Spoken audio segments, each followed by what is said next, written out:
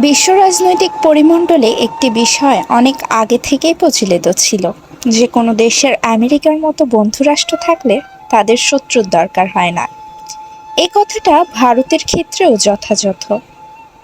ভারত মৌখিকভাবে বাংলাদেশকে বন্ধুরাষ্ট্র স্বীকার করলেও দীর্ঘ 50 বছরের কর্মকাণ্ডের শত্রুর চেয়েও জঘন্য আচরণ করেছে। যাই হোক, মূল আলোচনায় আসি। বাংলাদেশের ফেনী, কুমিল্লা এবং নোয়াখালী জেলায় ভয়াবহ বন্যা পরিস্থিতি। এই বন্যায় মৌলভীবাজার, হবিগঞ্জ, ব্রাহ্মণবাড়িয়া সহ পার্বত্য চট্টগ্রামের বেশ কিছু উপজেলায় প্লাবিত হয়েছে। এই সবগুলো জেলা ভারতের ত্রিপুরা রাজ্যের প্রতিবেশী। ভারত গত 21 তারিখ রাতে তাদের বাঁধের 3টি গেটের মধ্যে একটি গেট খুলে দেয়, যা ছিল ত্রিপুরা রাজ্যের ডুমুর জলবিদ্যুতের বাঁধ।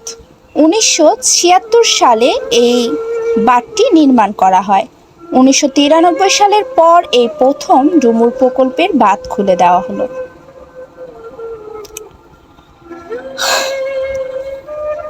ভারতের এই বাঁধ খুলে দেওয়া আর এই বন্যা যতটা না প্রাকৃতিক, তার থেকে বহু গুণ রাজনৈতিক বলে মনে হচ্ছে।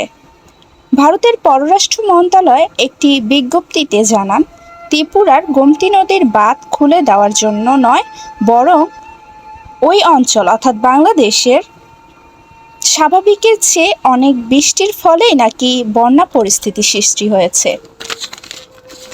কিন্তু বাংলাদেশের আবহাওয়া বিশ্লেষকগণরা বলেছে তারা কোনো সতর্কতা বার্তা দেওয়া ছাড়াই বাঁধটি খুলে দিয়েছে এবং মাত্র 2-3 ঘন্টা সময় লেগেছে পানি বাংলাদেশে ঢুকতে।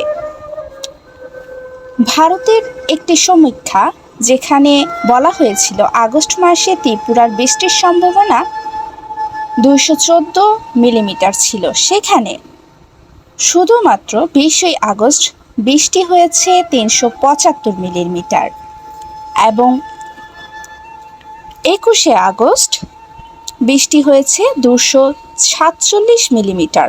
সর্বমোট আগস্টের 20 এবং 21 তারিখে দুদিনে 538 মিলিমিটার বৃষ্টিপাত হয়, যা স্বাভাবিকের চেয়ে 151% বেশি। এছাড়া গোমতী জলবিদ্যুতের অধীনে ডুমুর জলবাঁধ যেখানে অবস্থিত, সেখানে ডুমুরের বৃষ্টির সম্ভাবনা ছিল 196.5 মিলিমিটার, অথচ সেখানে বৃষ্টি হয়েছে 656.6 মিলিমিটার, যা স্বাভাবিকের চেয়ে 234% বেশি।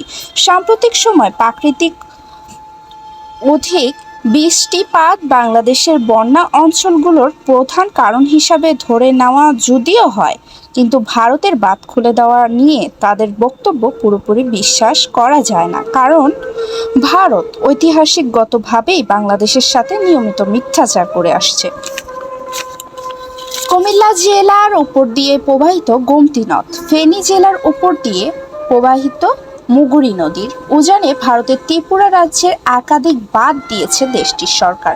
এসব বাঁধ ও ব্যারেজ কোনোটি পানি সংরক্ষণের জন্য, কোনোটি বিদ্যুৎ উৎপাদনের জন্য ও কোনোটি কৃষিকাজের জন্য।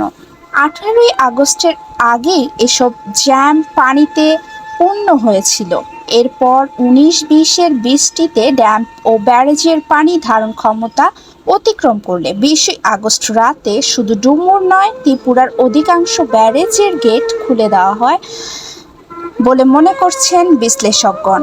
বারবার আন্তর্জাতিক আইন লঙ্ঘনের পরও ভারতকে কেন জবাবদিহিতার আওতায় আনা হচ্ছে না, এটি বাংলাদেশের একটি মারাত্মক কূটনৈতিক ব্যর্থতা। 1972 সালের 7 মার্চ ভারতের প্রাক্তন প্রধানমন্ত্রী ইন্দিরা গান্ধী ও বাংলাদেশের শেখ মুজিবুর রহমানের একটি বহুব্যাপী বাংলাদেশ ভারত মৈত্রী সহযোগিতা ও শান্তি চুক্তি স্বাক্ষর করেন। এই চুক্তি অনুযায়ী জলসম্পদ বন্টন, সেচ, বন্যা ও ঘূর্ণিঝড় নিয়ন্ত্রণের মতো সাধারণ বিষয়গুলোর জন্য একটি যৌথ নদী কমিশন গঠন করা হয়।